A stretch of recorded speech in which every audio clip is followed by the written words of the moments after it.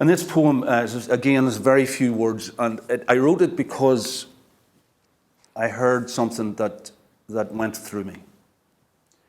And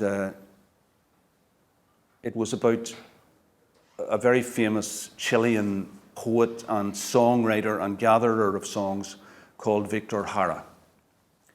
And so I was born in 61, and I remember hearing something about this at the time. I would have been about 11 in 72 when the right-wing junta took over in Chile.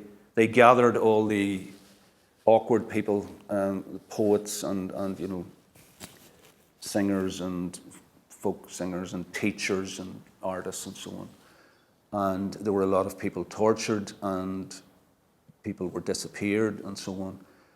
And when Jara, he was nationally known and internationally known, when he was arrested, there was a captain in the army who said, "Keep him for me. Keep him for me." And he was taken to the National Stadium, now called the Victor Jara Stadium. And what the captain had in mind was that the hands of this singer of songs and poet, his hands should be broken, and therefore that would stop the music. But what he didn't reckon on was that Jara was able to make up and sing and dictate his final song in the cell, and there was someone there who was able to take it in and remember it, and it's a wonderful, wonderful song.